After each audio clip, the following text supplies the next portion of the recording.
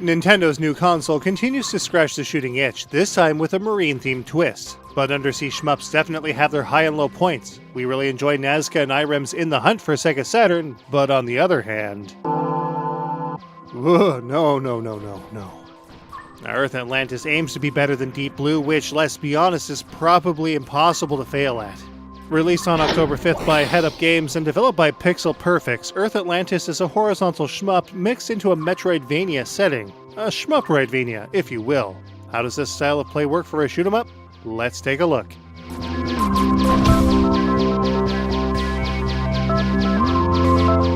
So, how does a shooter play within a Metroidvania style anyway? After all, that's a mighty fine balance. Metroidvania-style games are long, drawn-out affairs, which many of you might already know is a stark contrast to a genre whose games that, by and large, can be played and beaten within 40 minutes. First up, the controls are extremely simple. Players move by way of the left analog stick, which allows for fine-tuned movement depending on how far it's tilted. Players can move in a smooth 360-degree manner, which can make for decent screen navigation. Shots are fired with either the A button or ZR trigger. The player's shots never really change, but get more numerous through 10 levels of powering up by way of P-bubbles. That sounds gross, but it's totally not supposed to. Sub-weapons can also be obtained in this way as well, usually from submerged destructible crates or barrels. Straight-firing torpedoes, homing missiles, electric bolts, and rebounding shots can be obtained to greatly supplement the player's firepower. Defeated boss monsters also drop sub-weapon pickups. Sub-weapon shots are fired along with the player's main shot and do not have a button assigned to them. However, collecting multiple bubbles with the same sub-weapon will increase their numbers and, by extension, their power, especially against boss monsters. Players can also switch the direction their ship faces by pressing either the B button or ZL trigger. While the player's shots fire both fore and aft of their ship at higher levels, sub-weapons are typically shot forward, along with much more firepower in general. Therefore, facing the right direction will obviously allow for players to deal the most damage in as efficient a manner as possible.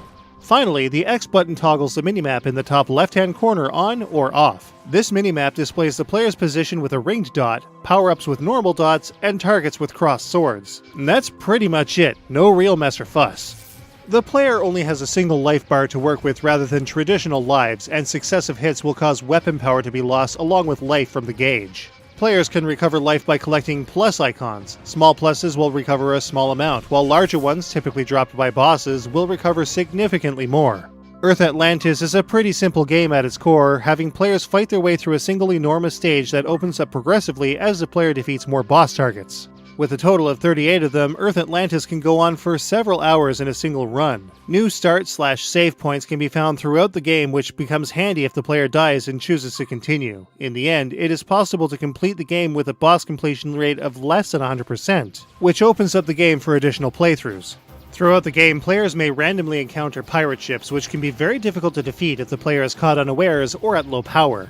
But if they can be defeated, new ships can be unlocked and used by the player between continues or at stage start. An additional timed hunter mode is also unlocked when the game is cleared, which is played in a single credit manner without the chance to continue. In this mode, felled enemies drop energy stars, which increase the time a player has at their disposal. If a player dies or the time runs out, it's game over.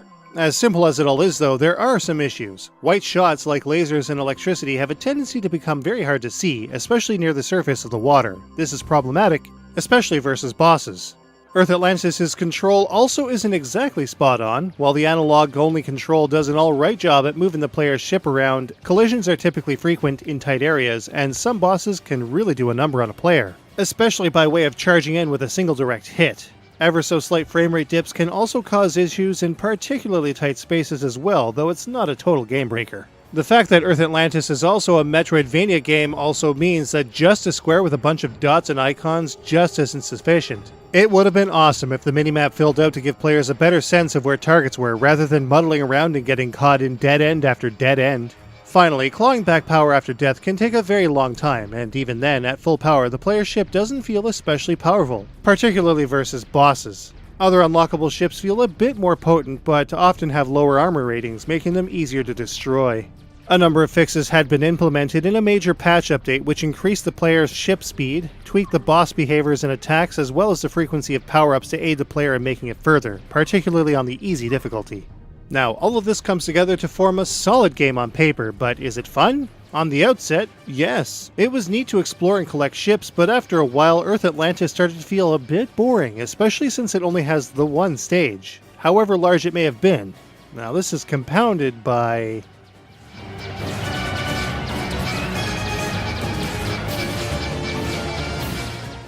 a lack of scoring. Earth Atlantis does not feature any kind of scoring system, which is actually kind of fitting since exploration is the name of the game here. However, there is a timer that players can gauge themselves by on multiple difficulties. Granted, none of this is online, so any times collected would be local only.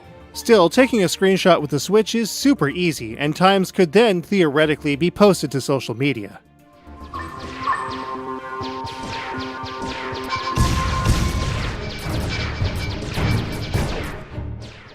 One of the most prominent aspects of Earth Atlantis is its presentation. At a glance, it really makes a name for itself, featuring a really cool sketch art visual style that remains consistent throughout the game. The black on white and tan motif makes it look as if the game has sprung to life from a journal from the 1800s. Very cool indeed. But while the backgrounds are cool and enemy designs are great on the whole, as mentioned before, some shots have a tendency to get lost against the backgrounds. Many of the bosses are also repeated with very little variation between versions. By contrast though, the sound suffers. The main tune that plays from game start is a bit of a snorefest, all while sounding 90s cheesy eh. At a certain point, the music does change up though, and it's a much better track. The boss fight tracks also worked well with varying degrees of success. However, the sound effects are on the wrong side of annoying, especially with shots clanging off of mines and other obstacles constantly. Beyond a very simple, though clean UI, there isn't a lot much more to Earth Atlantis' presentation outside of its target list showing what target monsters have been taken care of. Its lack of extras definitely limits the appeal of the game past its main scenario end, but how does it all stack up? Let's take a look.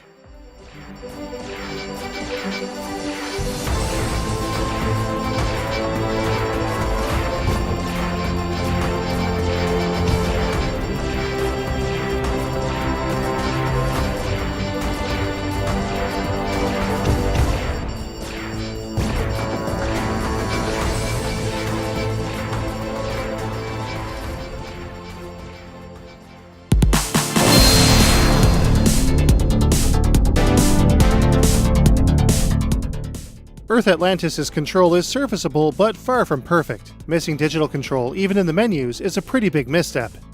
Earth Atlantis isn't especially difficult, but harder difficulties make for an adequate challenge. Though it is massive, the single stage in Earth Atlantis feels fairly limited in the grand scheme of things. Boss completion, speedrunning, and hunter mode add more, albeit limited, replay. The visuals in Earth Atlantis are actually the strongest part of the game, but some shots are often hidden against the backdrop. The sound in Earth Atlantis is great during boss fights and towards the end of the game, but often comes off as meh on the outset, with some very annoying sound effects throughout. Though the introduction of the Metroidvania progression style is novel, Earth Atlantis isn't even the first one to do it. Everything else is incredibly basic, with nothing to be said of any truly engaging mechanics. At about $15 US, Earth Atlantis' value suffers, as it didn't exactly keep our attention anywhere near as long as we'd hoped. We were super excited for Earth Atlantis, but came away a little disappointed. It's hard to say exactly what Earth Atlantis needs to fix itself without turning into an entirely new game. What's here is just above average though, and Earth Atlantis gets a 3 out of 5. You can get a copy of Earth Atlantis on Nintendo Switch for about $15 US worldwide. That's too bad. We were pretty excited for Earth Atlantis too. Oh well, onward and upward. We're making a concerted effort to get more high-tier PC Engine games to feature on Bullet Heaven. And you can help for as little as $1 an episode. Consider becoming a patron today. Links in the description below.